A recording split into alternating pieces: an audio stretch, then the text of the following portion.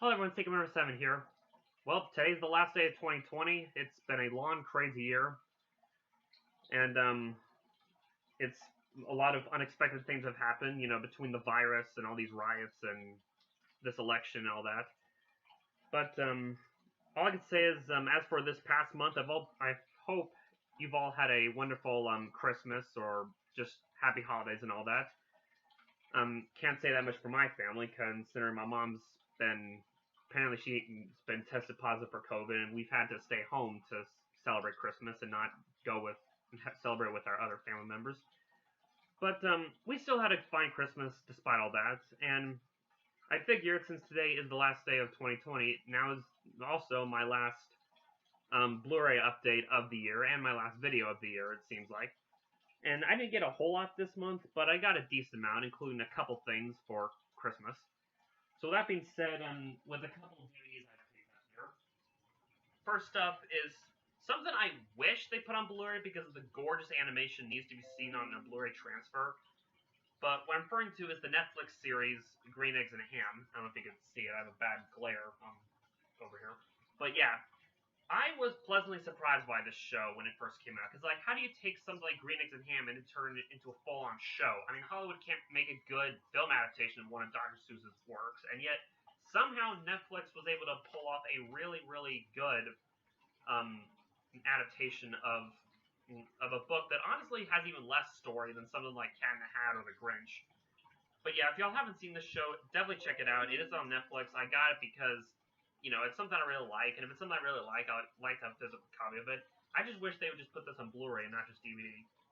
But I hear there's going to be a second season of this, and definitely can't wait for that. The other thing is, I did pick up a few Christmas movies for the month, one of them being the 1999 Christmas Carol adaptation starring Patrick Stewart. Not one of the better adaptations, but still a pretty good one nonetheless. I picked up a few more Blu-ray Christmas films. They got the 1938 Christmas Carol, starring what's his name again? Reginald Owen, that's his name. But yeah, really good. I'd say this is my third or fourth favorite Christmas Carol adaptation, at least as far as full feature films. I don't know where I rank it, but it's still a good adaptation. Then we have Miracle on 34th Street, classic. I don't think I need to say too much about it. Just easily the best Santa Claus in my opinion, or at least my personal favorite. And then you got the Muppet Christmas Carol. I'd say it's the second best Disney adaptation of Christmas Carol after Mickey's Christmas Carol, and definitely better than the Robert Zemeckis adaptation. And then here's a few random selections. This I just picked up at Dollar Tree because every now and then Dollar Tree has like a rack of Blu-rays are doing for $1.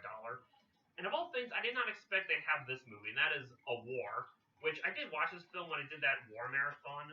This is a film from Denmark, I think. It aired in 2015. It was pretty good from what I remember, although I will say I'm not crazy about the title, A War. It sounds pretty generic when you think about it. But apparently this is from the same director who did a film called A Hijacking, so I guess he does a lot of movies with the title in them. But I do remember this being pretty good, and I definitely would like to rewatch it again. And we have, I don't know why it took me so long to get these films, but Kill Bill Volume 1 and 2. Love these movies. I'd say these are my favorite films by Tarantino. But I really would love to get the whole Bloody Affair, because I know someone made a Blu-ray. In fact, that original Star Wars trilogy set they bought months ago, the same seller did have those, but apparently they're not available anymore. I don't know, if they ever pop up again, I'll try to get them, because that's supposed to be like over 4 hours long. So, but yeah, nonetheless, these are still great movies, and I'm glad I finally got them. Next, I got a bunch of Martin Scorsese movies, and I'll be honest, I don't think I've seen a single Scorsese film, and yet I have quite a few of his movies. Hopefully that'll change soon. But I got Silence. Been very interested to check this one out. Just the premise sounds really intriguing. But I hear it is definitely very intense, so can't wait to check that out. Then you got Shutter Island, a film that, despite being highly praised, I noticed is very polarized amongst Scorsese fans. Some say it's overrated, some say it's actually pretty good, so definitely can't wait to check it out. Gangs of New York. Actually, I've seen parts of this movie on television one day, but I never saw the whole thing. but I'll definitely have to get onto it. And then finally, I got Taxi Driver in this awesome digibook set. But yeah, apparently the original Joker, as you might say, but a really nice little set this comes in. But can't wait to check this one out.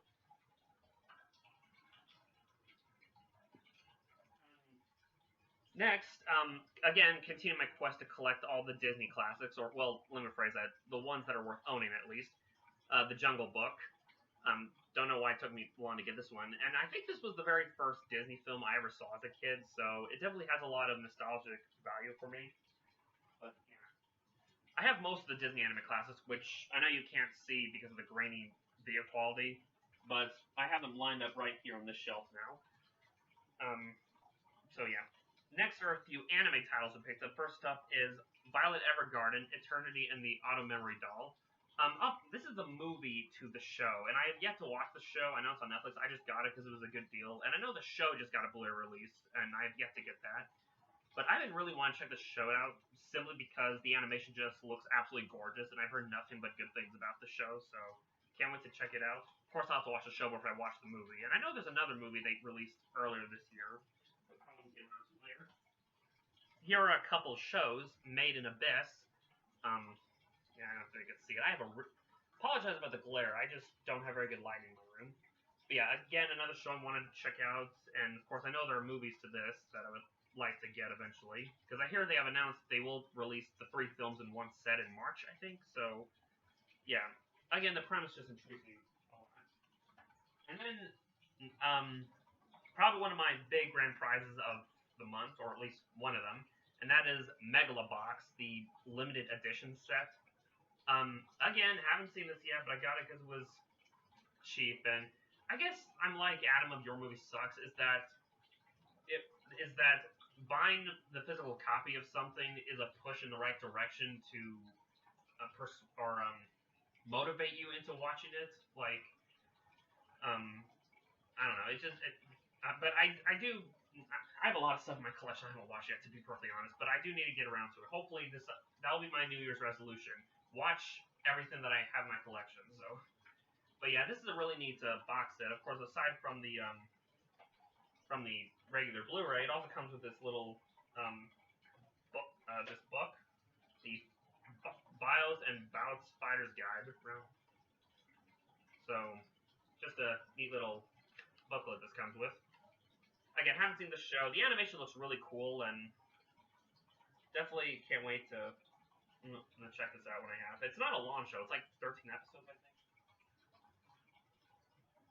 And then here are a couple of documentaries I picked up. This again, I got at Dollar Tree. The Great Migration. This aired on Nat Geographic, and apparently it's narrated by Alec Baldwin. But yeah, I just got it because I love nature documentaries, and this one might have some cool visuals to it, especially on Blu-ray. And speaking of nature documentaries, I have to have this. As someone who loves nature documentaries, how can I not resist getting Planet Earth? This comes with both Planet 1 and 2. I love David Attenborough and his documentaries, and apparently they are making a third one of these. That'll be coming out in 2022, I think. Hopefully, David Attenborough will be alive long enough, considering, I don't know if the COVID has affected him, and given the man's like 97, and yet he's still doing all this stuff. It's crazy to think. Honestly, it looks pretty good for his age. So, yeah. What can I say? Love Planet Earth. And then finally, my Criterions I picked up. Now, some of these I got as a resort to the 50% off sale, but a couple of these I did get as a Christmas present. These few I got during the sale. First up, I got, again, with Martin Scorsese, The Age of Innocence. Haven't seen it yet, but I hear it's supposed to be pretty good. Some say it's one of his more underrated films, and it stars Daniel Day-Lewis, and I love that actor, so I have to watch that. Then got The Last Temptation of Christ. This was deemed very controversial when it first came out, and I'm just very curious to check it out. And plus, Willem Dafoe as Jesus. To me, that just sounds very humorous, especially after watching The Lighthouse. It's just, yeah. Then we got Haxan, a horror documentary from 1922. I did see this back in the month of October during my horror marathon, and this was really good and a very interesting, very haunting history about witchcraft and the influences of it and the mythology behind it, and it's very intriguing. And now these next two criterions I got as for Christmas from my parents. First is the Philadelphia Story. Yeah, I still have not watched this yet, but I hear this was really good, and I love James Stewart. All right, so definitely can't wait to check this out. And then I also got The Princess Bride. I know Nathan Jones is going to be happy that I got this one, since this is apparently one of his favorite films of all time. And my family and I, in fact, watched this yesterday, and I've only seen this movie once prior, but revisiting it again last night, I could say that yeah, this is a great film. It is a more simplistic story, like a fairy tale or a storybook, but it's fitting. It is a very charming film with some good comedy, and it's funny to think that Mandy Patinkin, the actor who plays Gideon from Criminal Minds, is in this film. It's crazy to think. And then my final pickup, and this one actually came in today as my last pickup of the year, and that is the Three Colors Trilogy. I got this because it was on sale. It was like $30, where it's normally like 70. But I'm very curious to check this trilogy out, and I don't know. I'm just hoping to give these films a chance because I hear this was really good, and I'm hoping for this year for my birthday, since my birthday's in a couple months. I kind of would like to do a top favorite films from 1993, the year I was born. And since the first film did come out in '93, I would like to check it out. And I don't know if I'll get to do it this year, but hopefully I'll get to. And that's all I got for the month of December. And this is the last update video of the year, and probably my last video in general of the year. Sorry if I came off as a little rambly. Honestly, I was kind of feeling not myself last night when I got from work. I was feeling a little ill. I mean, I'm not saying I have COVID. It's just something else. But my whole family right now is kind of down in the weather right now. But hopefully we should be feeling better soon. And if you're all wondering about Heroes with Villains, I'll be honest, I haven't worked too much on it in a while. Mostly because I've been busy with work and the holidays and kind of well, I wouldn't say writer's blog, but creator's blog, like trying to figure out what to do about editing and all that. But hopefully, starting the beginning of this year, depending on how things go, I'm still debating whether I'll be going back to college this upcoming year or not. It's kind of up in the air right now. But hopefully soon I'll get back to working on Heroes vs. Villains. As soon as I just figure some things out. But in the meantime, I hope you've all had a happy holidays. I just want to wish you all a happy new year, and let's just hope 2021 will be an improvement to this year. So, this is Secret 7, and I'll catch you all later. Later.